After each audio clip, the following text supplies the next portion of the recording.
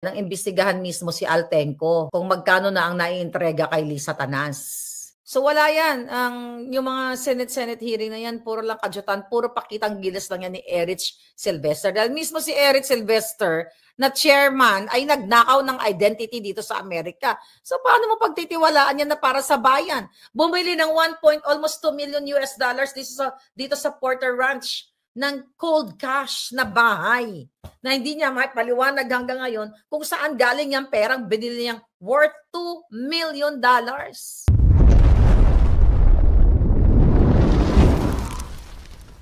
Ngayon, meron silang Senate hearing dyan sa Games Committee na ang head dyan si Eric Sylvester. Di ba, pinatawag si Altenco, BSP, Bangko Sentral ng Pilipinas. At, tinitignan nila kung paano ito maparusahan itong mga owner ng digital gaming na yan na pinopromote ng mga artista. Alam mo, lahat ng mga drama doon sa Senate kanina, yun ay palabas lamang. Dahil si Altenco mismo ang pasimuno niyan. At saka si Lisa Tanas.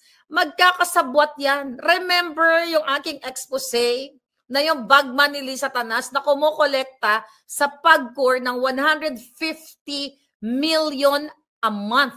Noon pa yun, 2022-2023. So paano mo papaniwalaan? Kaya sayang lang talaga yung pera ng bayan. Then now nasisira yung buhay ng inyong mga anak dahil sa sugal na ito. Ang dami pa mga tsetche-boretche dyan sa Senate, sayang yung pera. Eh kung dineklara na yan, isarado na lahat yung mga illegal gambling na yan or mga digital gambling na yan, na nasisira ang buhay ng mga kabataan. Diba? Ayaw nga magkomento ni ni Bangag dahil noong una ayaw niya magkomento kasi titignan muna, iimbitahin mo na yung mga stakeholders, mga kaparean, mga pare, estudyante, yung mga magulang and everything bago sila magdesisyon para i-block na yan o i-ban na yan yung digital gaming na yan o mga illegal na pasugalan. Hanggang ganun lang sila yung statement ni Bangag na pag-uusapan natin with the stakeholders, Magkakasabwat yan sila lahat. Magkakasabwat yan. Wala silang planong ipatigil yan. Kaya nga, it's so sad. Na nakikita natin dyan sa kanilang hearing, dyan sa PAGCOR, katulad din kanina, sabi ni Kong Marcoleta, i-submit nyo, sabi niya, yung mga gaming platforms. Lahat ng mga pangalan ng mga gaming platforms na yan, I think 70 plus, sabi ni Altenco. Kaya tanong kung may mga license ba yan o illegal. Billion of pesos. At million, I may say, ang nasisira na buhay ng pamilya yan, yung pagiging addict mo sa sugal, masisira talaga buhay mo. Marami talagang nasisira dyan na mga kabataan, pag wala nang may sugal, magnanakaw na, manguhold up, manunutok, magakyat bahay gang. Ibuti sana kung ang tututukan si Lisa Tanas at si Marcos Jr.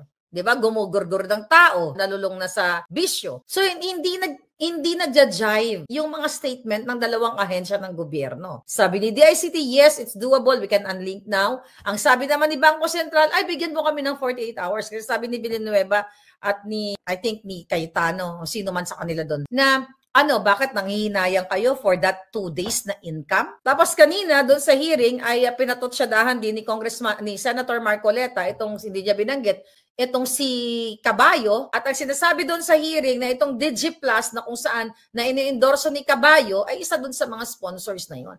Kaya dapat talaga, kahit naman sabihin natin na dapat talaga matapos na yan, hanggang si Bangag ang nagpapatakbo dyan mga kababayan at si Lisa Tanas at si Tambaluslos ang nagpapahirap sa inyo. Walang mangyayari kung hindi kayo kikilos para wakasan na yung mga putang inang yan. Paulit-ulit na lang yung hearing niya. Alam mo, nakakasuka na nga lang. Sinasabi ni Cayetano kanina doon na chinek nila na i-unlink na, tanggalin na yung link that was prior doon sa kanilang discussion. Tapos yung tinek daw ni Cayetano ay nakalink pa rin. Kaya nagpalusot itong Bangko Sentral, yung kanilang Governor General ba yun, nagpalusot na, bigyan mo kami ng 48 hours. Kaya sabi ni Villanueva na, bakit namin kayo bibigyan ng 48 hours? Pwede namang gawin nyo na ngayon. So kung daw may mamatay within 48 hours kasi nalulong sa masamang bisyo, okay lang ba yun na mategi sila? Kaya sabi dito ni Villanueva, so hindi ko maintindihan kasi binigyan nyo na sila ng since July 5. Nag-meeting na pala sa since July 5. Okay? Para i-solve itong problem na ito. Hanggang ngayon, hindi pa rin nasusolve yung problem patungkol dyan sa paglilink ng GCash Paymaya na yan. Well, nakakaloka, oh. Yan yung mga pinag-uusapan nila kanina. Pero wala talaga mga kababayan. Pinakinggan ko yung hearing. Sabi ko, sana naman patutungo ito. Like sinasabi ng tawag dito ni Eric Sylvester. Alam mo kanina nung nag-speech si Eric Sylvester, akala mo talaga makatotohanan. Okay? Ang sabi niya nga, ito, siya daw ay kontra korupsyon. Tapos sinasabi niya, kawawa naman yung mga bata, yung mga nalululong. Nalululong dito sa masamang sugal na ito. Dapat imbestigahan. Puro na lang imbestigahan. Walang kwenta doon. So, imbestiga dyan sa Senate. Sayang yung pera ng bayan. Wala rin naman patutunguhan yan hanggat hindi nakukulong ang mga salarin. Ang pinakamaganda dyan, ang imbestigahan mismo si Altenco. Kung magkano na ang naiintrega kay Lisa Tanas. Dahil si Lisa Tanas, kasabwat yan, si Marcos Jr., ulit-ulitin ko, sa pag-take over ng Okada, Manila sila. Nakalagay yan sa libro ni Attorney Vic Rodriguez. Nasaan yung libro ni Attorney Vic Rodriguez na Kingmaker? Ayan yung email natin. Available yan sa USA, Canada, and sa Japan. Nakalagay yan si Altenco na inupo yan para may gawin silang kahindik-hindik dyan sa PAGCOR. So wala yan. Yung mga Senate hearing na yan, puro lang kadyutan, puro pakitang gilas lang yan ni Eric Sylvester. Dahil mismo si Eric Sylvester na chairman ay nagnakaw ng identity dito sa Amerika. So paano mo pagtitiwalaan yan na para sa bayan? Bumili ng almost 2 million US dollars dito sa Porter Ranch ng cold cash na bahay na hindi niya mapaliwanag hanggang ngayon kung saan galing yung perang binili niyang worth $2 million. Diba? Gamit yung kanyang ex-wife dito. Diba? Na ang sinasabi nga natin, galit sa anting antipara, so yung nabuksan natin yung issue na yan, dahil yung kanyang asawa ay CNA, Certified Nursing Assistant, magkano lang yan per hour. So, imagine mo, Eric Sylvester, paano natin pagpapaniwalaan yung mga hearing dyan? Dahil siya mismo, may problema siya na dapat yung ipaliwanag sa taong bayan na hindi ka dapat maging senador yan. 2 million, almost $2 million.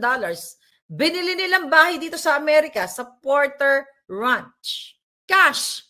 Kahit nga nurse dito, hindi makaipon ng $2 million. Yun CNA, $10 per hour na 11, sabi mo ng $15 per hour. Sabi mo na $20 per hour ang kinita niya.